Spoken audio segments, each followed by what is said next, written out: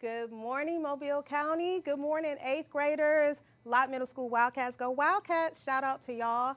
I'm so glad to be here today. I was waiting on y'all. I was getting excited. As y'all can see, I got on my teacher shirt today. It's all about lesson planning. I got my bright lipstick on because I'm trying to get y'all ready. I'm trying to get y'all excited. And I didn't quite have my coffee this morning, but it's going to be okay. So I hope y'all are ready. It is a terrific Tuesday. I am excited about being here. This is my thing. I love teaching. I love being in the classroom. And so if you are ready to get down this morning, then I want you to go ahead and grab your pen and paper. You can grab your cell phone or your tablet, take a picture of the screen, get the notes that you're going to need for this week, get your favorite beverage or a snack, or get both. Take a deep breath, because I know you're like, but I just got out of bed. You can do school in your pajamas. It's all good. And you can say to yourself, let's do this, because I am so ready this morning. As a matter of fact, why don't you text some of your friends that are lazying it up? Tell them to get on this morning, because it's going to be live this morning. I got something for y'all. So, last week, recap, we did that standard RL 8.9. It was a mouthful. It was talking about older tales and some modern fiction, like newer stories. And we talked about how the older stuff influences the newer stuff. We just had to condense it on down, okay? This week, we're going to continue that conversation, and we're going to get a little in depth so it can make a little sense to you. So it's like bite-sized pieces, like Tic Tacs. So we're going to look at little pieces of it, and then you can apply it to whatever it is that you have to do this week with your teachers, whether you're working in the packet or you're working on Google Classrooms or Moodle or whatever your teachers have you in. We're just going to make sure that we get the pieces. Take notes, take pictures, draw pictures, whatever it takes for you to make sure that you get it today, okay?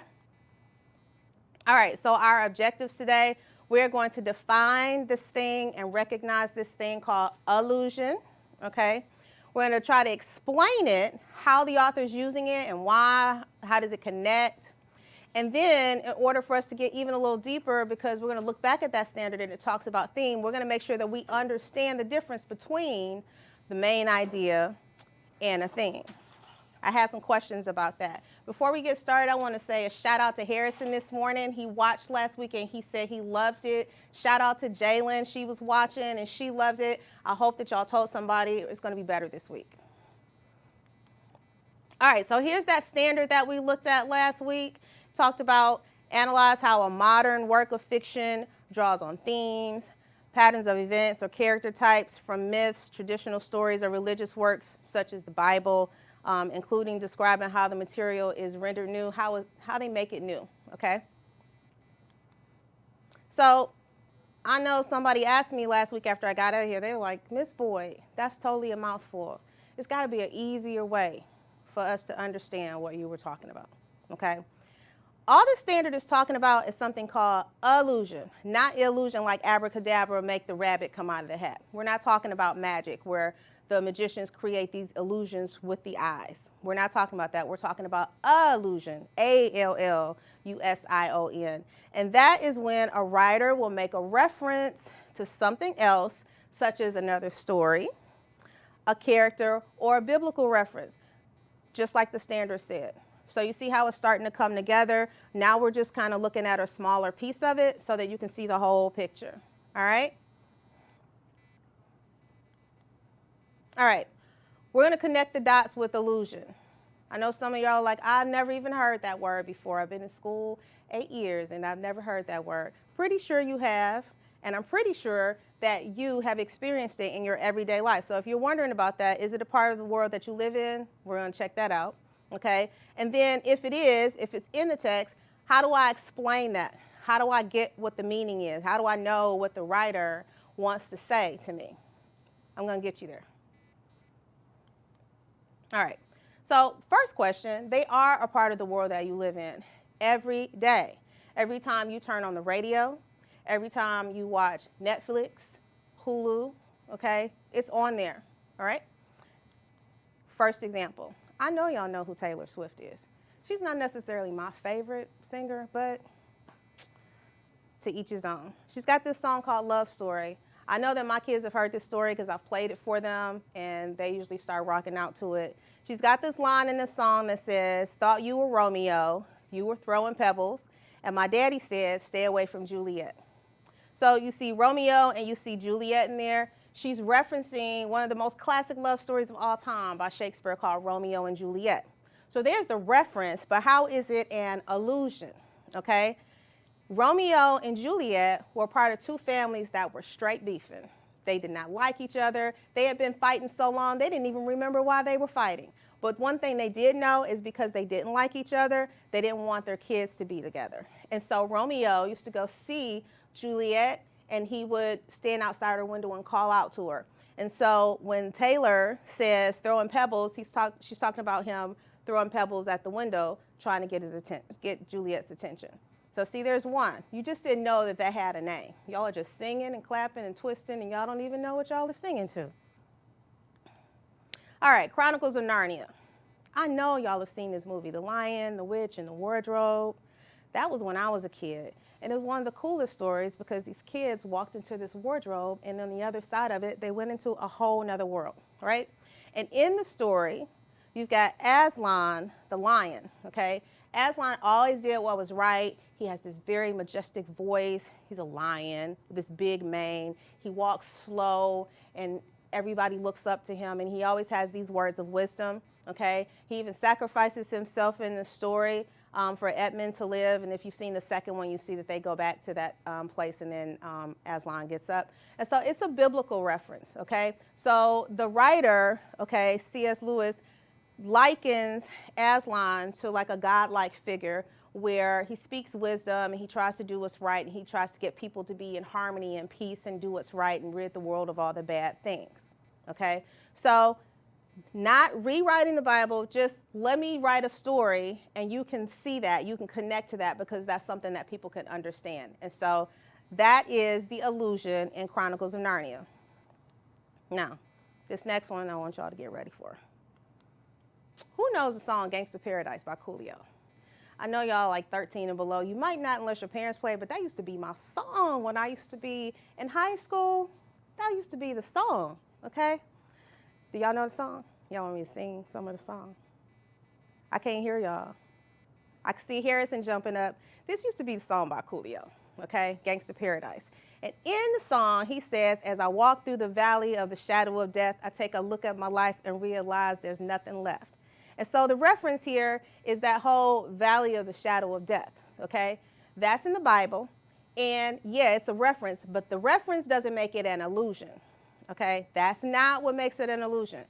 The allusion is where you have to understand what is he saying as he walks through the valley of the shadow of death. You don't have that in your neighborhood. But in the neighborhood that he's talking about where people don't have any hope and they're poor and there's violence and people feel stuck, it's like everything around them is dreary and dark and hopeless, and that would be symbolic of death, okay?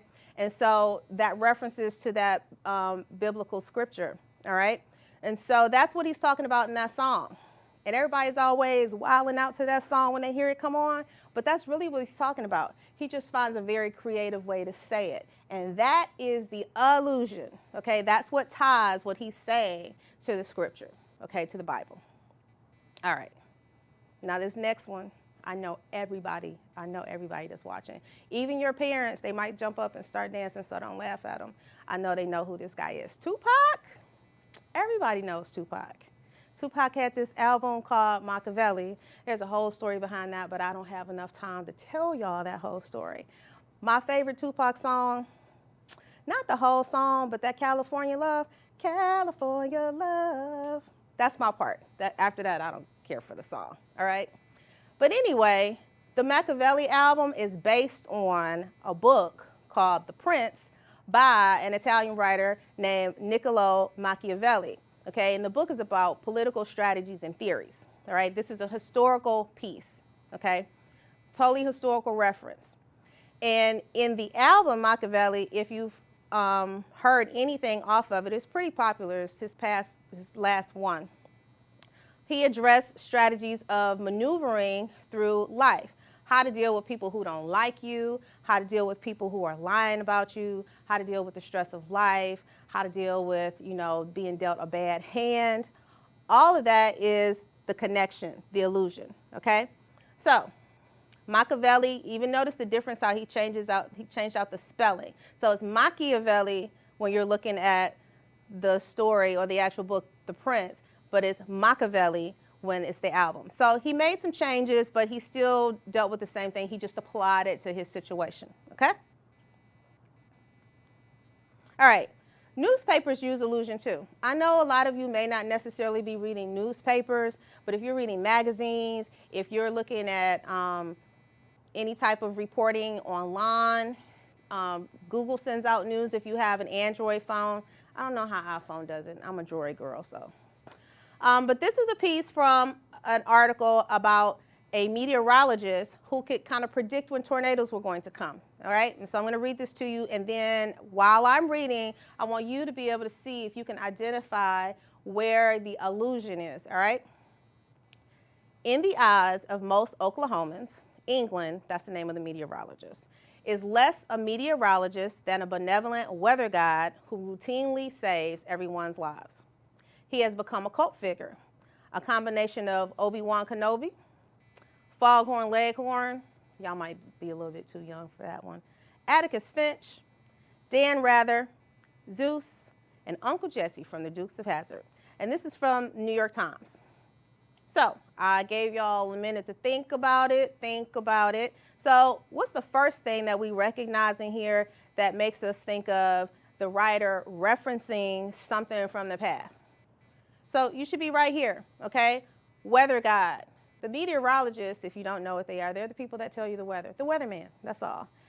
But because this guy could tell when a tornado was coming before all of the tools that they spent money on could tell them, they kind of looked at him as a weather guide. On top of that, they call him a cult figure, okay? So Obi-Wan Kenobi, you gotta know who this guy is, all right? You gotta know who this guy is. Star Wars or Star Trek? Star Wars or Star Trek? Star Wars, I'm just playing. Foghorn Leghorn, Looney Tunes, the wise rooster, who was a little goofy on the side, but he was the wisest one on there, okay? Atticus Finch from the novel To Kill a Mockingbird. That's next year in high school. You'll totally love that piece. Dan Rather is like a legend in the news game. Zeus, he's like the king of the gods. And then Uncle Jesse from the Dukes of Hazzard. First of all, if you never watched the Dukes of Hazzard, you need to get your life together, because Uncle Jesse was the wisest person in those little dusty roads, all right? So you got time on your hands after you finish your assignments and stuff. See if your parents will let you try to find Dukes of Hazzard. They'll probably enjoy watching it with you. All right.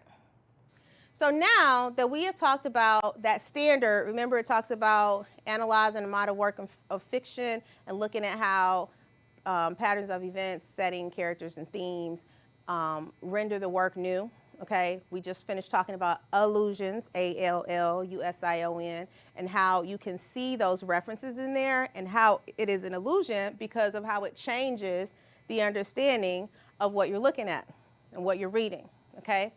So that's one part of it. The other part of understanding this standard is theme, all right? And I touched on that last week. I gave you guys the definition, and I talked about how the simplest way I can think about it is like a birthday party, where you decide we're going to make a theme. So the whole party is about this thing. So maybe people come dressed in character and such. And then that's what you're supposed, that's like the focus, the main idea of the important idea that they want you to understand. So here we're going to look at the distinction between what is a main idea and what is a theme, okay? What is the difference? Well, your main idea is basically what the text is about, okay? That's what it's about. So you read it and somebody says, hey, what was that article about? What was that story about? And you say, oh, it's basically about this boy who, wanted to stop getting in trouble with his friends and make some better choices. That's pretty much what the book is about. But if somebody says, what is the theme? What is that important idea or subject that the author wants you to understand? What's the message? What is the writer trying to get you to learn about something that you can apply to your whole life? It has nothing to do with the characters. They're just used to teach you the lesson, okay? And so we're going to look at that. Okay, so themes are not explicit, all right? They're not right there on the page, okay? Explicit means it's right there. You got to figure out a theme. You got to look at, what did the characters do? What did they say? How did they respond to the situation? What was the end result or that outcome, okay? They're implied. You got to go in and you got to dig and say, oh, that's when when you're reading a book and you're like, I wouldn't do that. I would have done this. I can't understand why she did that. Or when you talk back to a movie, that's where you're starting to figure out how a person should have done something and thinking about why, okay? And so you're determining what is the meaning based on the experience that you're having with the text or with the movie, okay? It's bigger than the story. It's the big picture. What can you watch on there and then walk away and apply it to your life, okay? What? Okay, we're going to do a practice, okay? So we're going to read through this text, and then we're going to look at the various types of themes that could possibly be in here, because there's never really just one theme. You can always learn various lessons from reading a text, okay? Kelly had a job at the movie theater, but it didn't pay very much, and she was sick of working there. Nonetheless, the work was steady, and she needed all of that money that she could get. To her delight, Kelly got an interview at a big office downtown for a job that paid much more. The interview went very well, and the bosses all but offered her a position. They said that she would fit the role well, and they promised that they would call her back within 2 weeks. Kelly couldn't wait to quit her job at the movie theater. As soon as she got back, she put in her 2-week notice. She spent the next 2 weeks bragging to her coworkers about her new high-paying job in the big city. Yet, 2 weeks passed and she received no phone call. When Kelly decided to follow up on her interview, she learned the bosses had chosen a different candidate. Kelly was crushed. Now, before I go to the next slide and show you what the themes are, I want you to think about, in this story, okay, and it's super quick, what did you learn about what Kelly did? Not about Kelly, but about her choices. What did you learn from this story that you can say, you know what, I would never, and what is that thing? That becomes the theme, because it's not about Kelly, it's about what you can learn, okay? You thought about it? You got it up there? Let's see if you were right. All right, don't count your chickens before they hatch. Where I teach, okay, some of my students do have chickens, and they give the best eggs, by the way, but a lot of them do have chickens. And if you want to know how many chickens you're going to have, you don't count before they hatch, because all of the eggs may not hatch. So you're not really sure, so let's just wait and see, okay? Nothing is a sure thing before it happens. Kelly, okay, she jumped the gun. If you are going to burn the bridge, wait until you first cross the river. Even if you've never heard this saying before, it's still a thing, okay? So, explanation, because this goes back to the standard of analyzing it and see how something is made new. We still got to understand what is the theme so we can recognize it in something else, all right? So here's the explanation. Kelly conducts herself for her old job as though she had been hired at the new job. She should have waited until she received the job offer before she quit her old job. Furthermore, when she quit her old job, she should have done so in a respectful way without bragging to her coworkers. Bragging is never good, people. All right, last one. All right, while most of his peers enjoyed high school, David did not. I can't wait to get to college and really start my life, he'd often tell himself. When David got to college, he found out that it wasn't much different from high school. I can't wait to graduate and get a job so I can really get started on my life, David would tell himself. When he graduated from college and found a job, David realized that he didn't really like working that much. I hate slaving away at work. I can't wait until my retirement. That's when my life is really going to begin, David told himself. He worked away his days and nights, enjoying them very little and always thinking about how things would be better when he retired. When he finally retired, he found that he was in too much pain to do the things that he had planned on doing earlier in his life. Having nothing else to look forward to in life, David spent his final days on a bench in the sun thinking about how much happier he would be in heaven. First of all, let me just say, David is a Debbie Downer. He is a depressing person, okay? But let's look at these themes, okay? Plan for the future, but live in the present, okay? If you don't know what that means, go ahead and make some plans in your head, but you want to make sure that you're living right now, okay? Because there's nothing you can do about what hasn't happened yet. Life is what happens while you are waiting for things to happen, okay? So he was complaining about his life. It wasn't happening. You have to stop and smell the roses, all right? So in our explanation, David spends his whole life waiting for the next stage of life. That's totally no fun because you're not enjoying your right now. Consequently, he does not take the time to enjoy and appreciate his life while it is happening. Sadly, he never realizes how much he has missed. You know, that same thing could apply to some of y'all that are like, oh my God, I'm out of school. I got to get up and do some work.